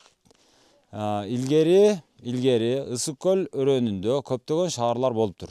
Алардын биринде аябай сулуу кыз жашаптыр. Ал кызды бир чоң кызыл ажыдаар сүйүп калат, бирок кыз ажыдаардын сүйүүсүн кабыл албай коет. Ачууланган ажыдаар сыйкырын колдонуп, шаарларды сууга чөктүрмөк болот. Жергиликтүү эл ар түнү кудуктарын алтын капкак менен жаап, ажыдаардын сыйкырын ишке ашырышпайт. Түндөрдүн биринде аталган сулуу кыз кудугун жапканды унутуп калат.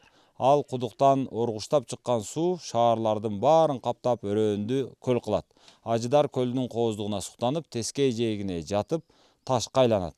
Азыркы Жомок каньону көлдүн жээгинде уктап жаткан ажыдар деп айтылып келет, дейт. Келиңиз анда. Дагы ушуну айта кетейин. Туугандар, ушу кыргыз туугандарыма бир суроо өтүнүчүм бар эле, ушу келгенде ушундай стендтер менен таанышып, кайсы жерге барбаңыздар, Кыргызстандын кооз жергелер, ушундай стендтер менен тааныша кетсеңиздер жакшы болмок. Биздикилер ошо келип эле стенд менен таанышпайт. Ушак менен сиздей болуп, мына биздей болуп бир аз баяндама алып, анан кызыгууна кирип, баягы кичине фантазиясын Жомок дүйнөсүнө кирсе жакшы болмок да. Көбүбүздөн ушу суранат элем, келип бул жакта окуп, ушу стендтер менен таанышып, түз эле өтүп кетип калбай, ушу менен маалымат алсаңыздар жакшы. Карап келсеңиз, мына жаткан ажыдар деген мынакей. Мынакей. Башы көрдүңүзбү? Тиги арка өргөчү кетет. Биягы чоң буту мынакей. Бул жагы куйругу кетет, ылдый жагы канат болуп көрүнөт. Бир аз өйдөрөөк чыксаңыз көрүнөт. Бул жакта жаткан төө көрүнөт. Карасаңыз, бул Кытай стенасы деп коет. Мына өзүңүздөр окугандай тектонический плиталар келип, кагылышканда ошондон жаратылыш болот. Эми бул жакта уламыштар көп, баяндамаларчы. эл оозунда ар кандай эле Жок, бул ар жак кандай көл болгон дейт. Мисалы кээ бирөө ошо тектонический неме дейт. Эми бул Алла таалам жараткан нерсеси, кандай болбосун. Болду, түшүндүм. Эми ушунча келдик, эми нарак барагын дагы эметип коелу. Мейли, Хорошо. көрүңүз. Жо, сиздердин азыр мен эме кылганым мындай да. Мен мисалы өзүм квартал сайын канча салык төлөйм.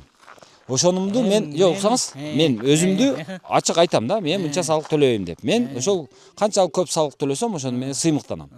Мен азыр сиздерден дагы ошону күттүм эле. Сиздер бул жерге канча салык төлөйсүздөр, же болбосо айыл өкмөткө канча салык төлөйсүздөр? Бул ишкердик да эми. Адамдардан пайда көрүп атасыздар. Анан ошодон канча бир эме көргөзүп атасыздар мындай. Эми мындай дегендей. айтканда айтып атпайм, мен ачык сөз айтайын. Калп айтпаган болбойм. Бул жер айыл өкмөткө караштуу. Айыл өкмөткө ижара аренда беребиз. Анан бирок тыйыны канча экенин мен так маалыматым жок, анткени мага андай маалымат жок. Ошон үчүн мен силерге так жооп бере албайм. Макул. Бир күндө эме ушундай кылып жанагы кийимдерди ижарага берип, анан сувенир сатып канча пайда көрөсүз эми? Эми пайда көргөндө бизнесмен сырын ачпайт деп коет, шүгүр, наныбызга жетет. Эми күнүмдүк жашообузга жетет дегендей. Сиз салык төлөгөн салыгыңызды дагы айтпасаңыз, тапкан пайдаңызды дагы айтпасаңыз. Мындай да байкес, мен ачык айтып атам мына.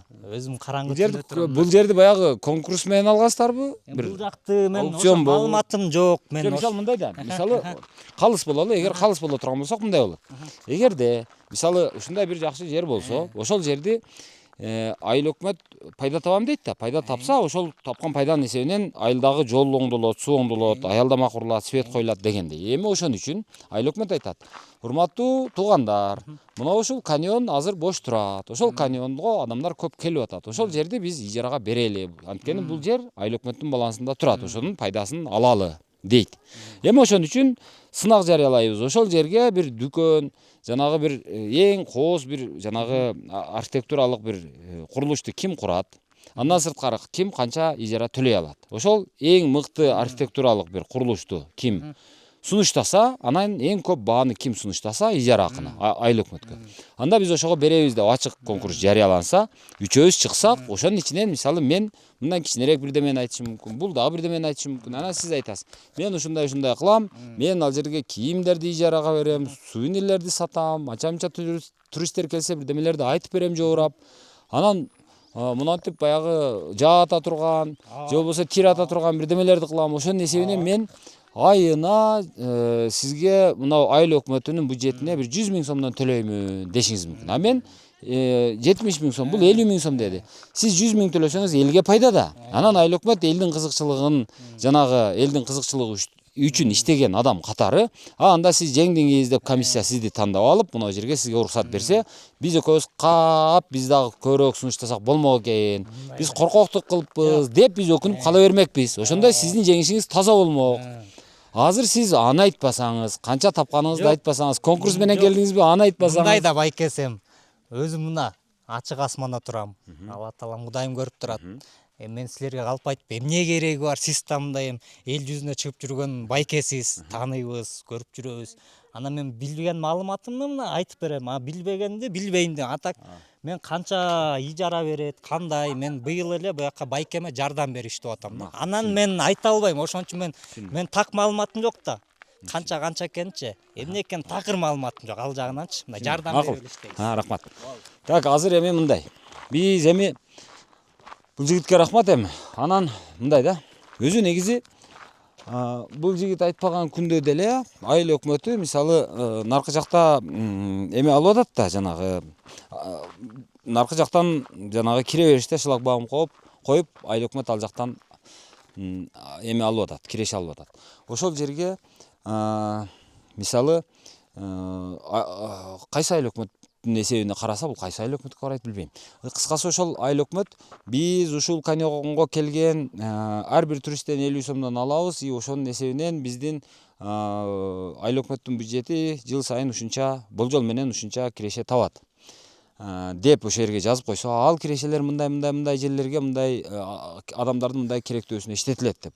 Андан сырткары ичкериде 2 боз үй турат, анан мындай бир дүкөнчө турат. Эми ошодон дагы мынанча алабыз, ал дагы ошол айыл өкмөттүн кирешеси болуп эсептелет, айыл өкмөткө кирип, ал айыл өкмөт мынтип мындай иштерди кылат деген сыяктуу нерсени жазып койсо болмок. Бирок эми мен азыр сиздерге дагы бир нерсени көргөзөйүн. Мен баягы көргөндө эле кысталак дедим.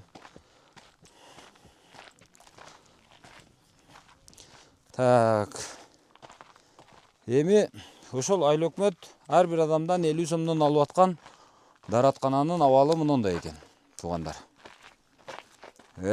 Алдында туруп болбойт. Эми бирөөсү мужской, бирөөсү женский болот окшойт да. Экөөнүн ортосу мындай экен. Анан мынау кол жууган жери окшойт. Кол жууган жеринде тамчы суу болсо, мен атымды башка коюп коем. Анан ошол айыл өкмөтүн баш, анын ичиндеги кызматкерлерин каш кылып бардыгын топтоп алып сөгө берсең, отуруп алып сөгө берсең соо эле болот да. Азыр эми мынау анын ордуна биз жакшыраак туалет курабыз деп куруп аткандагы жаңы дааратканасынын долбоору окшойт бул. Бул жерге муну курушуптур. Мунун канализация болобу же жөн эле ичин чукуп коюшканбы? Муну кандай кылышат, Кудай билет. Мунун дагы сыртына дуалды урбаганына, мынау эмесин бетонну жанагындай кененирээк кылбаганына караганда, мына жерден тиги темирди алып келип эле мындай коюшат. Андай койбой турган болсо, мына жерге бачок батпай калат. Анан мына ортосундагы темир менен шарттуу түрдө гана тосуп коет. Анан эми бул жакта эки көз экенине карабай, аялдар киргенде эркектер наракта туруп турушат. Эркектер киргенде аялдар наракта туруп турушат. Кой деп, бири-бирин ызаат кылып. Кыскасы ушундай.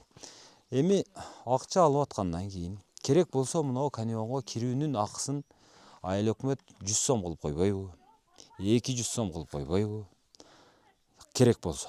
Бирок ошого жараша шарттуу ушундай тиштенип болсо дагы туруп кылыш керек да мындай.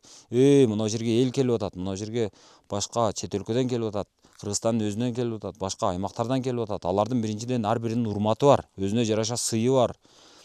Ар бири ар түрдүү шартта жашаган адамдар. Аларга жаман шарт жасап бергенге акыбыз жок. Ал жерде раз ушинтип кылгандан кийин, ушул жерден кире бериштен 50 сом эмес 1 сом алып аткандан кийин, демек жоопкерчиликти алып атасың да, урматтуу айыл өкмөт. Анан кийин келип же муну чечпей, же муну уш бойдон калтырып. Анан кыскасы бул жерге өзү негизи адамдын бир эмгеги кеткен эмес. Ошол тектоникалык баягы жарылуулардан, ошол атылуулардан ушул нерсе жаралыптыр. Кудай бериптир. Макул, ошо Кудай берген жерди жакшылап жанагындай кылалы. Макул, эч ким кой деп аткан жок. Ушул жерди сатып атыпсыңар, көрүнүштү сатып атасыңар, кен сатпай атасыңар, түшүнүп турам. Суу сатпай атасыңар, түшүнүп турам, жакшы, азамат. Жөн гана көрүнүштү сатып атасыңар. Жөн гана көргөнү үчүн ушул жерди көрүп, деп Айга окшош экен, Марска окшош экен, Юпитерге окшош экен деп көрүп, ушул жерде сүрөткө гана түшүп кете турган адамдардан акча алып аткандан кийин, ошого жараша алардын муктаждыгы бар да табигый. Ошолорду мындай чечип коюш керек деген нерсе айыл өкмөттүн мээсине келбейби ошол? Мен түшүнбөйм ушуну. Эми ошол кишилер, ошол айыл өкмөттөр, кой десең набай, ушу мен болом, мен деп ортого кишиден киши салып, кудадан куда салып, туугандан тууган салып жатып, айыл өкмөткө дайындаласыңар. Анан раз келдиңер, макул, келгениңерден кийин иштегиле да. Болбосо эмне кыласыңар келип? Ушул үчүн келесиңер. Жөн эле креслого отуруп алыш үчүн эле. Анда ар бириңерге ошондой айыл өкмөттүктү каалагандарга бирден кресло жасап берели, отура бергиле ошол жерде. Иштейм дегендер келсин. Азыр сен ушул жерден болосуң да, туурабы? Мен ушул жердин кулуну болом, уулу болом. Азыр мен жакшы түшүнбөйм да. Мынау Ысык көлдүн наркы Чолпон Ата тарабы. Ал түштүк болобу? Түштүк дейт. Бул жагычы? Бул жагы түндүк тарабы болуп калат. Орусча айтканда юг жагы болуп калат. Бул жагы юг болот, түштүк тарабы? Аркы Чолпон Ата жак бет болуп калат, боз тери беттер, аркы өз болуп калат. Тескей бети каяк болот? Тескей бети нарак болобу же берки жак болобу? Ошону бир башкача суроо экен, муну айтышка кыйын экен. Күнгөй бети каяк? Күнгөй бети бул жагы болуп калат. Анда тескей бети наркы бети болуп калат. Ошондо көбүнчө байкасаңыздар, өзүңүздөр көлгө түшүп жүргөн, бул жагы кичине суугураак байкасаңыз. Аркы тескей бети, маңдай бети ысык болот. Кеске кантип ысык болот? Аркы бети көбүнчө байкасаңыз бул жак кичине шамалдап жел болуп турат. Сезондо келсеңиз да бул жак кичине салкыныраак. Аркы бетке караганда аркы бет ысык мисалы байкасаңыздар. Ошон үчүн көп биздин жарандарда ошол бетке бирок бул тарапка келсе жакшы болмок дейм да. Эмнеге деп себеп айтканда бул жак бет көлжейик таптаза, суу таптаза. Ал жакта деген молодежь бар, биздин кыргыздар көнүп калганбыз да, Чолпон ата боз териг арып өрчү. Бул жак суусу туп-тунук, кадимкиде канчада келип жүрсөңүз да туп-тунук болуп турат. Бирок жолдун боюна бул жака деле баягы сексканаларда аябай эле салдырып атпсыңар го? Билбейм аны мен ушактан да мен деле ылдый түшпөйм. Түшпөйсүзбү? Андай сөздөрүңүздү билбейт экен. Бул кайсы айыл өкмөткө карайт бул? Бул Баканбай айыл өкмөтүнө карайт. Баканбайга карайт. Бөкөнбаев айыл өкмөтүнө карайт. Баканбаев айыл өкмөтүнө карайт. Же Баканбайга? Баканбай деп да айтылат, Бөкөнбаев деп да айтылат. Кимге кандай неме болсо, сиз башкача айтасыз, мен а кылып айтам, сиз о кылып айтасыз. Элдин сөзүн немете албайм да. Эл эмне дешет бул жерде? Бөкөнбаев дейт көбүнчө. Же Баканбай дейт. Баканбай деп да айтылып келет. Эки тарапта. Баканбай деген ким ал? Аны айтыш мен маалыматым жок, аны окушум керек мен. Такта ал кишини билсем да мен анчы сизге тарыхын толук айтып берген. Мен үзүп айтып бергенде сизге да кызыксыз болуп калат. Болушунча. Баканбайды билбейт экенсиз. Бөкөнбаевчи? Билбейм байка, аны ачык айтайын. Бөкөнбаевдин атычы? Мен билбейт экен, башка сураңыз мында. Бөкөнбаев деген Мен тарыхын ачык айтканда кандай болуп, эмне болгон ал жагын билбейм. Билбейсиз. Жашыңыз канчада? Жашым 33 меники. 33. Анан калп эле мен Үйлөнгөнсүзбү, үйлөнгөн эмессизби? Мен үйлөнгөм. Канча балаңыз бар? 2 балам бар. Сиз жаман кызыктуу киши экенсиз. 2 балаңыз болсо, 2 балаңыз каяка баратасыз? Садикке барабы же мектепке барат? Мектепке барат. Мектепке барат. Балдарыңыз билеби ушуну? Мен өзүм Бишкекте жашайм. Анан бул жакка ошо айтып атпайм, мен байкем, бөлөм байкем. Байкеме келип ушу жардам бергени келдим да. Анан мен бу деп да калп айткым да келбейт. Сизге көп нерсени ачык айтып атам мына. Бөкөнбаев деген илгери кыргыздын баягы жетекчиси болгонбу же жазуучу болгонбу же сиз айтып берсин мындай да Идрисбек. Сиз азыр мага айтып берсеңиз, балким мен сизден ошо маалымат алып, мага жакшы болгон атат. Азыр көрдүңүз, сиз кичине билесиз, мен билбей турам. Анан сиз мага мен билбей атпаймынбы ошого сурап ошо мен да билбеген үчүн билбейм деп айтып атам. Билсеңиз, сиз билсеңиз мага айтып бериңиз. Мен дагы ошол немени кичине маалымат алып, мээме тутуп алып, сиздей кишилер келет, башка киши келсе түшүндүрүп бергенде. Макул. Мен да билбейт экенмин, бул да билбейт экен. Баканбай ким экенин да билбей атабыз экөөбүз. Бөкөнбаев ким экенин да билбей атабыз. Эми ошон үчүн урматтуу туугандар, сиздер айтып коюңуздарчы, мына астына пикир кылып жазып коюңуздарчы. Бөкөнбай ким? Баканбай ким? Бөкөнбаев ким? Ким болгон? Не үчүн ал кишинин аты ушул Ысык көлдүн каягына болуп атат? Югунабы же северине аты коюлуп атабы? Же түндүк тарабында болуп атат ошондо. Юг тарабында болуп атат. Ошондой болуп атат. Ошол жагына аты коюлду, Ошол жагына коюлган. Макул, рахмат. Макул, келип туруңуз. Ийгилик сизге. Келип туруңуз. Макул. Ак жол сизге. Барыптыр. Жашай берсең көрө бересиң дегендей, ушундай бир кызыктуу каармандар жолугат да көчөдө жүрсөңчү. Азыр калпакты баса кийген азамат. Баканбай деген ким десең, жериң аты кандай десең Баканбай дейт. Баканбай ким десең билбейм дейт. Баканбайбы же Бөкөнбаевпи десең Бөкөнбаев дейт. А Бөкөнбаев ким десең билбейм дейт. Анан эми мына ушундай интеллекттеги кишилер азыр бизде туристтерди тейлеп, ошо туристтерге мамиле кылып отурат экен. Кыскасы ушундай эми. Кантип бул Бөкөнбаев деген ат бул айылга кандайча берилип калган? Ал менен да иши жок. Анан бул менин жанагы Ысык көлдүн күнгөй бети каяк десең бир башканы айтат, тескей бети каяк десең башканы айтат. Ысык көлдүн түштүгү каякта десең башка жакты айтат. Северди көрсөтөт, баягы түндүгүн көрсөтөт. Түндүгү каякта десең кайра түштүгүн көрсөтөт. Анан южный деп кайра орусча айтат. Кыскасы ушундай жигиттер менен туристтерди тейлеп атыппыз, туугандар. Не дейсиңер? Мына жерде жана кишиден да сурап койсок экен. Ал кетип калыптыр да. Эшигин кулпулап кетиптир бул киши. Болбосо ошо кишиден да сурайын дедим эле.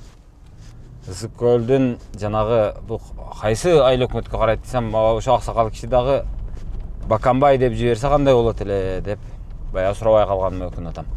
Кыскасы туугандар ушундай эми. Мен эми зарядтарым өчүп атат, өчкөнү. Ошон үчүн азыр болду кылайын эми. Жолдун абалы негизинен ушул экен. Жыйынтыктап айтканда, Ысык көлдүн ушул түштүк тарабында курулуп аткан жол бул кандай деп айтсам, быйыл бүтөт деп атышат. Быйыл бүтөт деген үмүт бар экен. Эми быйыл бүтөбү, бүтпөй калабы, Кудай билет. Бирок кышы менен иштешти дейт жанагы киши. Бүтүп калсын эми. Бүткөндө дагы ошол 4 тилкелүү болуп, ортосунан тосмосу болуп, коопсуз болуп бүтүп калса жакшы болот. Анан эми жол бүтсө, мынау жанагы жигит айтмакчы, Баканбайдын тургундары дагы турист багып, эл менен эл болуп, анан баягы турист багуу маданияты жана башкалары өнүгүп өсүп, ушу туристтердин акчасын айып байып кетсе жакшы болмок. Кече балыкчыдан ушу Караколго карай жол тартып, бирок Караколго жеткен жокпуз, кеч кирип кетти. Жолдо түнөдүк. Бир мейманканага. Андан чыгып, анан Караколго кайрадан жолубузду улап баратабыз. Азыр Кызыл Суу деген жерине келдик. Кызыл Суу деген жери бул райондун борбору экен. Ошол балыкчыдан келаткандагы калкы эң жиш жайгашкан жолдун боюндагы жер мына ушул жер экен. Тиги жерде адам быткылдай кайнайт, машиналар көп, адамдын көп экени, элдин жиш экени ушул жерден көрүнүп турат. Эми бирок бул жагында жол дээрлик баштала элек экен десек болот. Себеби эми жолду кеңейтип башташыптыр, айыл өкмөттөр даярдаптыр. Даярдаганда эми монтип столбаларды жылдырган окшойт, мына жактагы дарактарды алып ушул жолдун кеңейишинде даярдык иштери болгон окшойт. Бирок эми бул быйыл бүтөбү бүтпөйбү билбейм эми. Азыр көзүм жетпейт. Ассалам алейкум. Сиз ушул жерден окшойсуз. Мен тартам. Кандайсыз? Жакшысызбы? Жакшы. Сизби? Мына жол быйыл бүткүдөйбү? Бүтөт. Бүтөт дешип атабы? 31 августка. 31 августка үлгүрөбү экен. Азыр июнь, июль, август.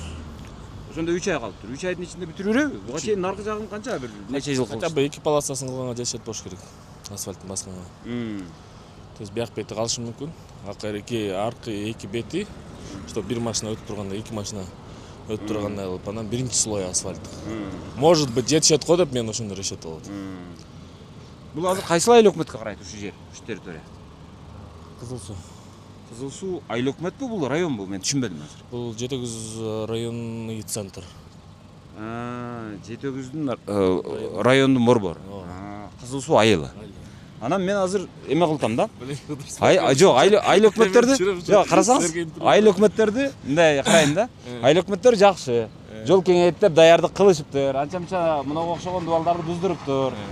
Дарактарды алган окшойт. Дарак болсо керек эле бул жерде. Анан макул эми. Бул жака лоток коюлуптур.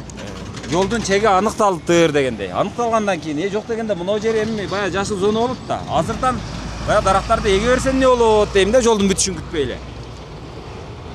Азыр даракты, если бакты азыр отургузса, мне кажется, если техника иштеп аткан моментте аябай мешать этип, жанрымы сынат, жарымы ошондой ситуацияга алып келет да. Эми жолдун чеги аныкталыптыр деген. Жок, аныкталганда деле баягы техника биягынан өтүп подцепка кылат, тиягынан өтөт, ошого мешать этиши мүмкүн. Ошон үчүн күтүп атышат.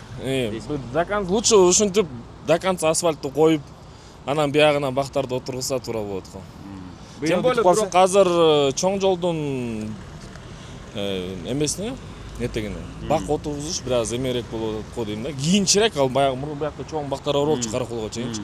Бирок ДТПга келгенде ошо бак сразу смертельный исходко алып келчү да. Если жөн талак болсо, машина талак эле өтүп кетчү да. Ошон үчүн бул целесообразный дагы вопрос, мне кажется. Бирок эми антип авария болсо түзүп өлүп калат. Кар жаабайт, бизде кар жаайт, бак өскөндө Караколго чейин баратканда чоң бактар өччү биякта, тополдор турчу. Анан жол эрибейт. Чоң болуп өсүп кеткен.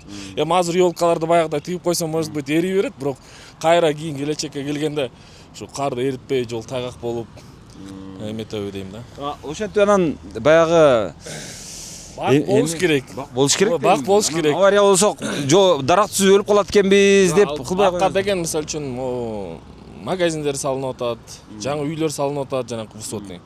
Ошолорго обязательно бир 30% деп мен Россияда иштеп жүргөндө ошондой болчу да. Зеленый зона.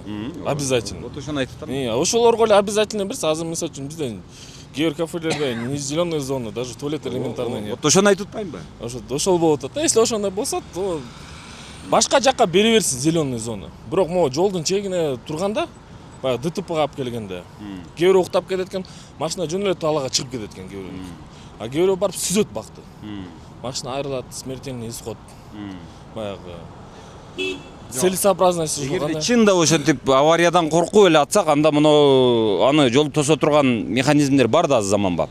Жолду баягы байкап келсе керек, жолдун ортосун түзүп атат, бирок биздики баягы кээ бир жерлерге баягы кооптуу жерлерге, мындай жар пар жерлерге жана четине деле коюп атпайбы? Анда ошол даракты сакташ үчүн ошо ортосуна баягы встречный авария болбосун деп баягы ошону кылышты.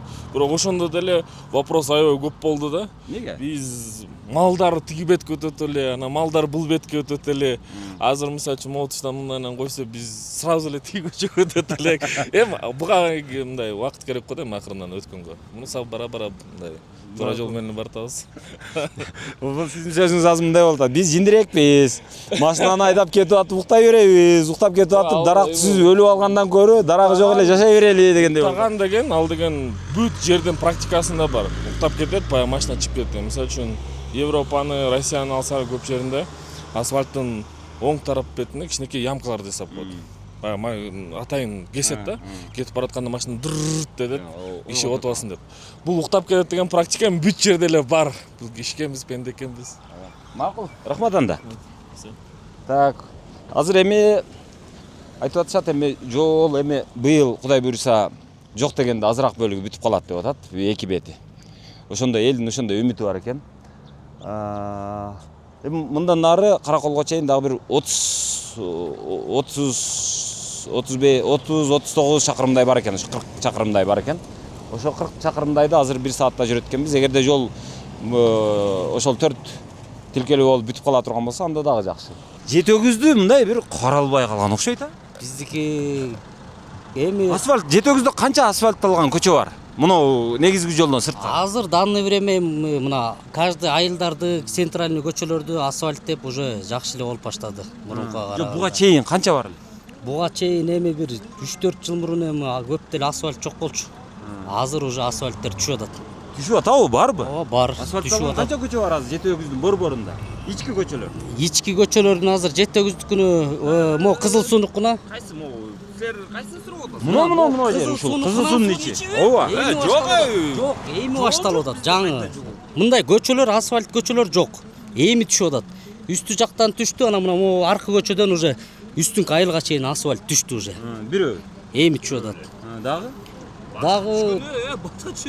Дагы түшө элек, анан объездной кылып мурунку салынган жол бар асфальт астынан. Ошо пока эми түшүп атат асфальттер. Мындай майда чүйдө мындай ички көчөлөр Ички бир дагы асфальтталган көчө жок экен да. асфальт жок, ички көчөлөр. Тротуар дегендин тысы да жок. Тротуарлар. Тротуар десе күлөт кездер да силер. Вообще биз андай көрүлүп, мына чынын айтайынбы? О жерде мен бала кезде чоңойгом негизичи. Олимпийскийде турам негизичи. Мурдакы эле асфальт ошол бойдон эле турат. Союздун маалында. Союздун маалында турган асфальт асып эле турат. Просто болгону салган могу үстүнкү көчөдөгү жол бир салынып до конца да бүтө элек ал жолчу. Ошол салынган, анан могу ылдыйкы больницанын көчөсү салынган да. Ошо эки көчө. Эки эле көчө. Бул Покровканын ичи да. Покровка дегениңер ушул Жетөгүздүн борбору Кызыл суу айылы. Бул Кызыл суу айылы да. Бул деген районный центр аба. Бул районный центрге көп айылдагылардын баары ушакка келет. Тиги анан болгону центрде бир жол салынган, көрдүңөр да? Центрде ошо односторонний жол салынган, ылдый түшкөн. Анан болгону тиги эмне эле? Вокзал ошонун ичи түзөлдү, болду. Андан бери эчтеке жаза элек негизи. Чынын айтканда эчтеке жаза элек. Чынын айтканда эми түшүп атат. Азыр мына дальше баратып көрөсүңөр. Жакшы иш башталды уже. Жолдорду салып баштады. Тилекмат айыл жагы уже асфальт уже башташты төшөп. Односторонний бараткан жаганыкын. Жок, бул мына чоң жолду айтып атасызбы? Ооба, чоң жол. Чоң жол эми бул баягы балыкчы Каракол жолу болуп, бул планга кирген, эми башталды, наркы жагынан келатат. Мына жагын качан бүтөт дешип атат эми? Муну эми могу Быйыл бүткүдөйбү экен? быйыл күзгө дерем бир 60% бүтүрүп берет. Негизи бияка 2 жыл 3 жылга алынган турбай. Анан эмки жылы уже толук кандуу бүтүп беришет го. Ким куруп атат? Кайсы фирма куруп атат? Кытайлардын эмеле чай народу. Жакшы иштеп атышат бирок алар. Макул анда, рахмат. Рахмат. Бул жакта таза суу, газ, канализация маселеси кандай? Таза суу эми шүгүр эле эми каралып атат мисалы азыр. Таза суу көрөсүңөрбү мен как раз жаңы суу киргизген. Таза суу жакшы. Таза суу, мисалы, мына үйлөрдө таза суу бар, а? Ар бир үйгө кирген. Бар, айылда үйлөрдө бар. Бирок Свет бар. Эмечи канализациячы? канализация жок. Газ жок, э? Газ жок, канализация жок. Ошо азыркы айтып аткан жол маселесин чечип берсе аябай сонун болуп калды да. Ички жолдорду? Аябай эле, блин, жамгыр жаагандачы вообще каша болуп калат. А негизи могу майда айылдарда болсо уже баягы центральный асфальттери түшкөн айылдар бар.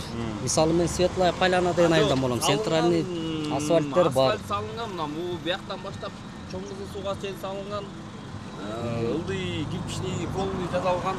Оргочордо Түшүндүм, болду. акырынан эми болуп атат. Ооба, болду. Рахмат. Ишиңерге ийгилик. Макул, рахматчы. Светке чыкпасак болбойбу? Силер менен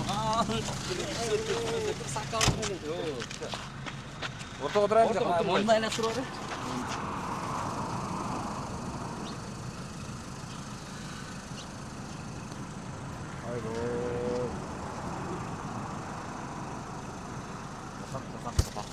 Макул. Ал жол болдар. Ийгилик ишиңерге. Макул.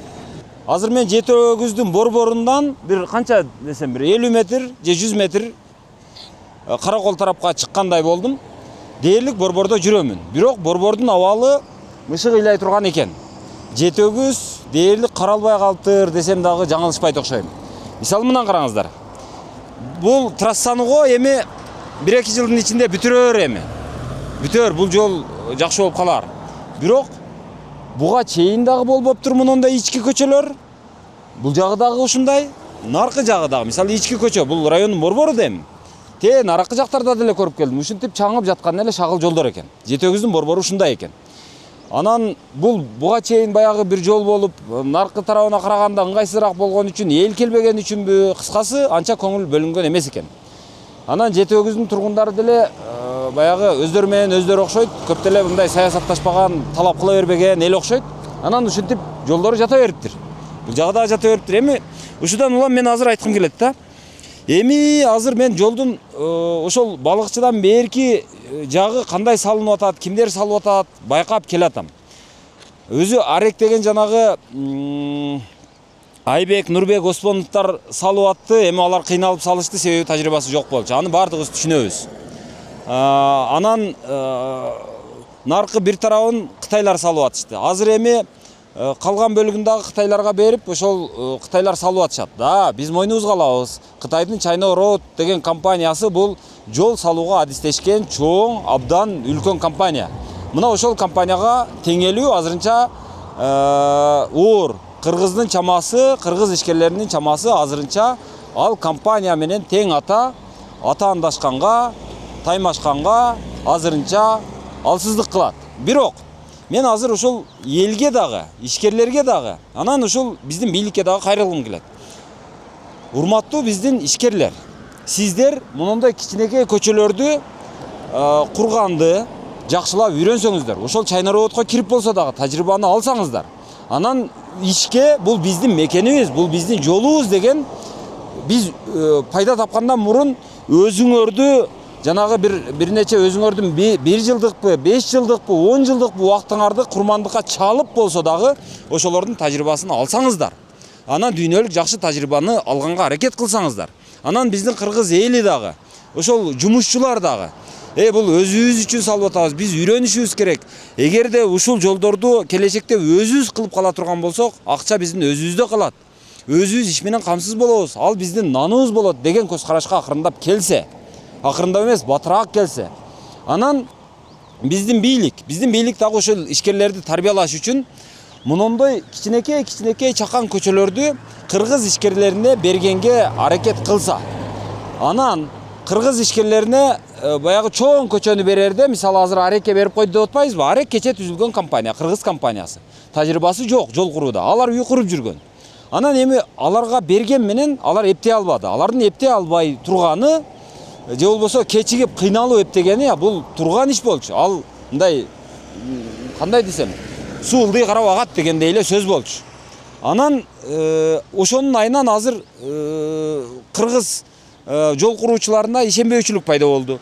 Эми андай кылбай, мисалы жаңы төрөлүп эми эле басып аткан баланы гонкага салбайбыз да биз, жарышка салбайбыз да. Ал бала баягы баштап мындай басыш керек. Анан баягы бир аз тамтуң басат, андан кийин бир аз чуркап баштайт. И ошондо дагы ал олимпиадага чыкпайт да. Ал деген жоң гана басат. Эшиктин алдында нары бери чуркайт. Болгону ошол. Эми ошол мыйзам менен эле жаратылыштын ошол мыйзамынан чыкпай эле биз өзүбүздүн ишкерлерге артыкчылыкты берерден мурун баягы кичинекей жолдорду берсек. Анан ошол өзүбүздүн ишкерлер мисалы өзүнүн тажрыйбасында, мисалы кандай десек, мисалы Арек компаниясы, жол куруучу компаниясы өзү жаралгандан бери ички көчөлөрдөн, мисалы жөнөкөй эки тилкелүү кыска айыл ичиндеги жолдордон мисалы жаралгандан бери мисалы бир 50 километр курсун. Андан кийин гана мындай чоң трассаларды 10 километр, 5 километрден бере баштайлы. Андан кийин бүтүндөй трассаны баштан аякка чейин ошолорго берели. То есть аларды даярдап алып, алардын жанагы тажрыйбасын арттырып алып, анан кийин бергенге өтсөк. Бирок ошого өзү шарт түзүп беришибиз керек да. Биринчиден акча жагынан, то есть мамлекеттик заказдарды, мамлекеттик буйрутмаларды ошолорго берип, аларды техника ал, тажрыйба ал, бир убакыт өтсүн, торол, такшал, анан кийин берели деген саясат мамлекеттин бир көз карашында, мамлекеттин өзүнүн позициясында, мамлекеттин приоритетинде ушул болуш керек деп ойлойм. Андан кийин мына чоң жерлерди, чоң жолдорду, чоң трассаларды ошол өзүбүздүн ишкерлерге бергенге аракет кылсак. Азырынча эми абал ушундай. Эми мен азыр бул айылды көп аралаган жокмун. Бул жакта газ барбы, канализация барбы, суу барбы, свети кандай?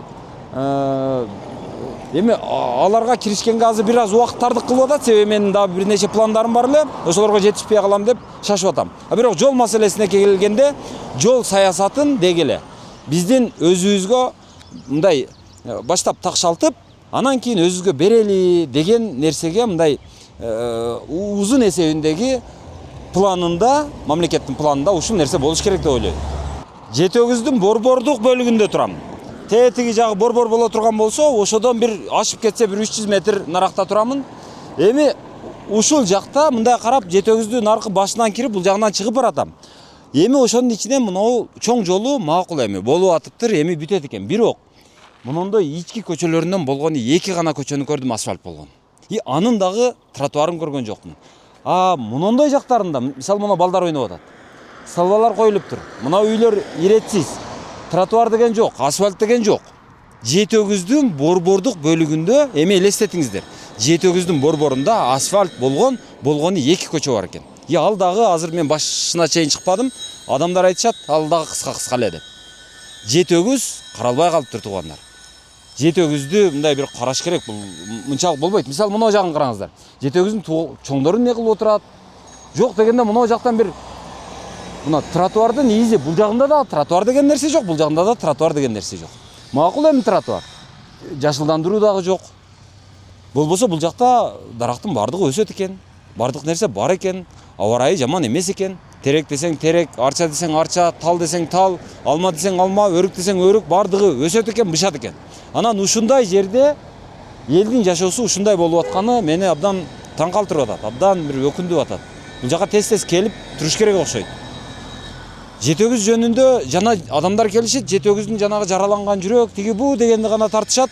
Ушул жерден клип тартып эле кетип калат окшойт элдин бардыгы. Сүрөткө түшүп эле. Анан мындай бир бул жака көңүл бөлөйүн деген киши көрүнбөгөндөй да, жоктой.